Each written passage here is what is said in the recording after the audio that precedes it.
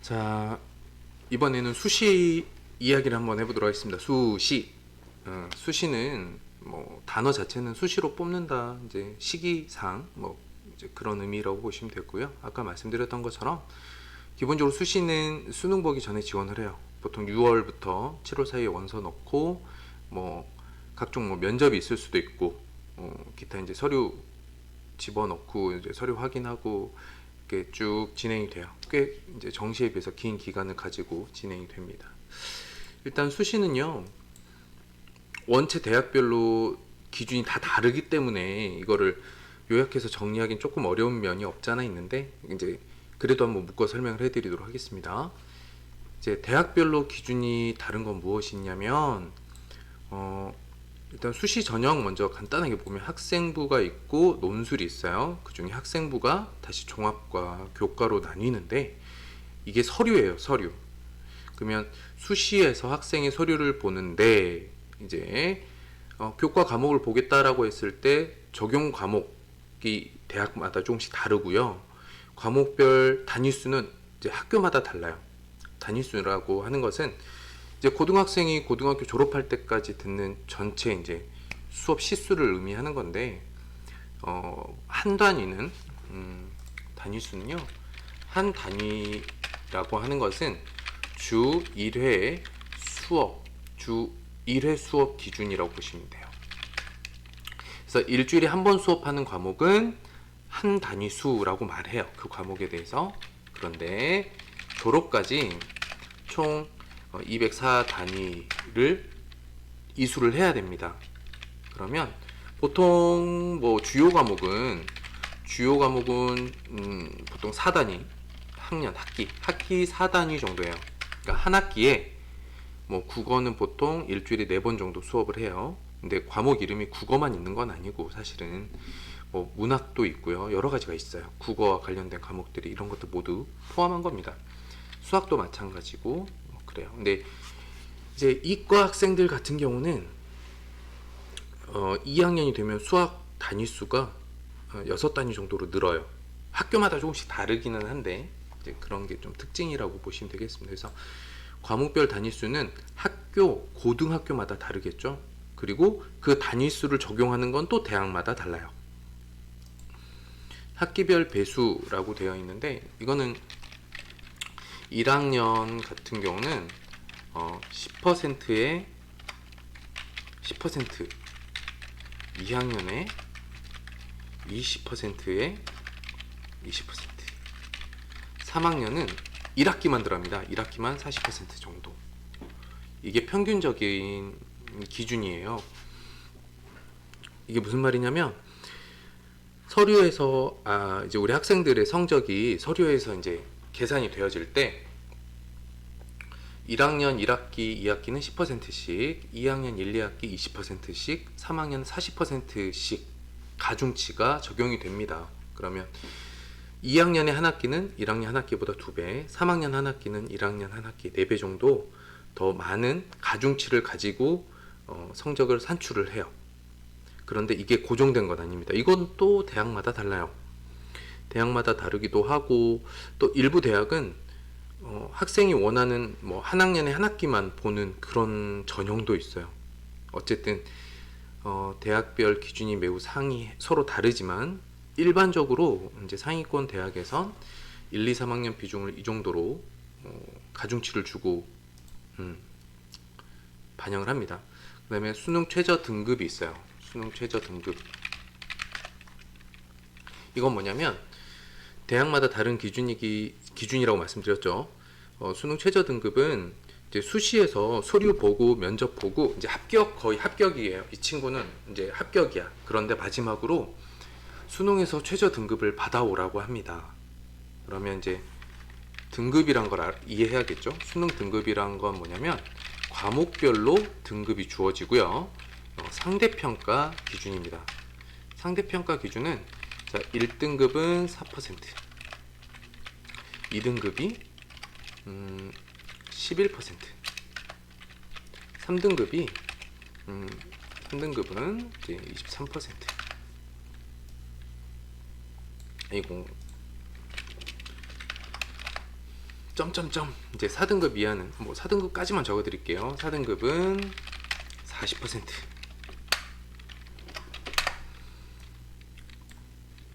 자, 수능 최저 등급이라고 하는 거는 이제 수시 합격을 했는데 마지막으로 수능 최저 등급을 받아오라고 해요. 그래서 등급은 어떻게 받냐면 과목별로 주어지고 그 과목별 이제 상대평가 등수죠.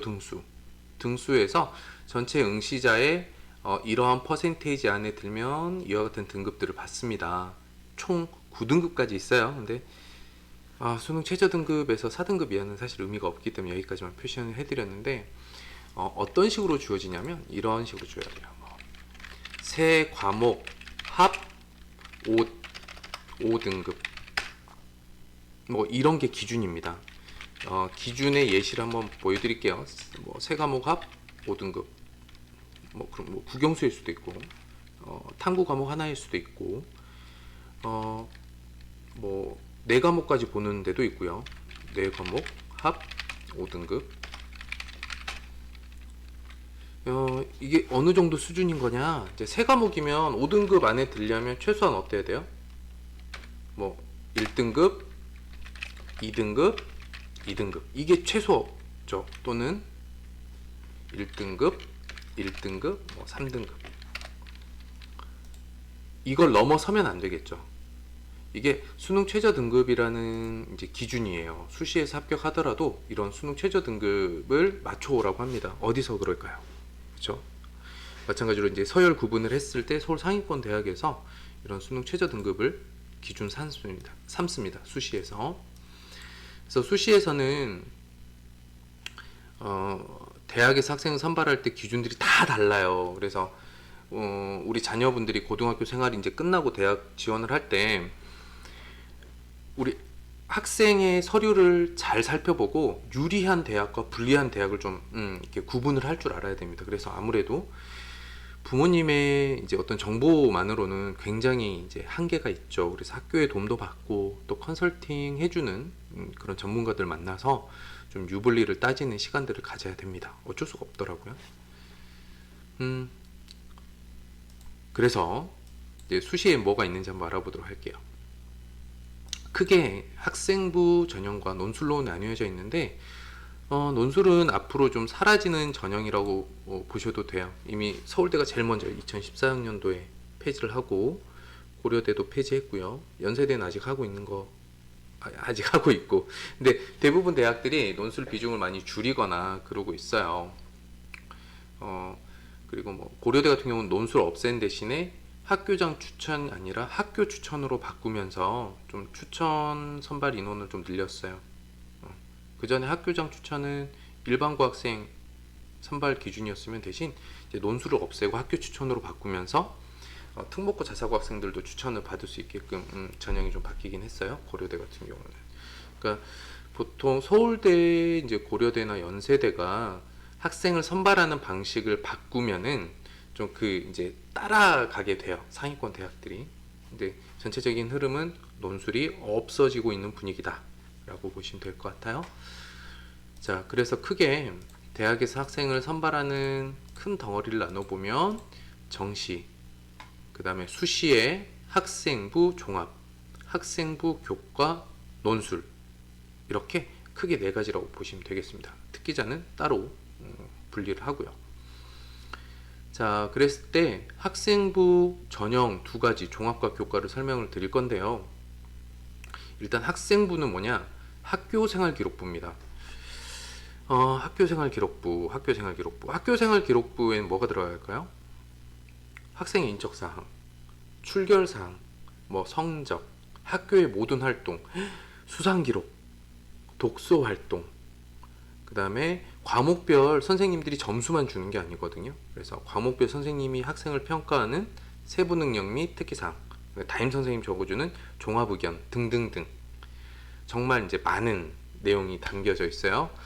학교생활기록부는 학교가 써주는 거죠. 그럼 대학에서 뭘 하냐면 이걸 해석을 합니다. 학교생활기록부를 해석을 하는데 일단은 뭐 우리나라 교육에서 산물정책이니까 기본적으로 고교 등급제는 하면 안 돼요. 그러니까 학교를 구분하면 안 됩니다. 학교의 등급을 매기면 안 돼요. 그러니까 A급 고등학교, B급 고등학교를 매기면 안 돼요. 안 되는데, 그래서 블라인드 형식으로 좀 진행이 된다 하더라도 사실은 생활기록부를 잘 읽어보면 이제 영향을 미칠 수밖에 없어요. 학교 생활기록부를 보면 이 학교가 하는 활동이라던가 이 학교의 어떤 학교 생활기록부에 대한 신뢰, 이런 것들을 대학은 나름 뭐 저는 가지고 있다고 100% 확신합니다. 아무튼 이야기가 좀 길었는데, 이제 학생부 종합이나 교과에 대한 이야기는 이제 다음 영상으로 넘어갈 것 같고요. 이제 수시에 대해서 이제 시작하는 내용을 좀 설명드렸습니다. 자, 수시는 다시 한번 설명드리면 굉장히 전형이 다양하게 대학마다 다르다.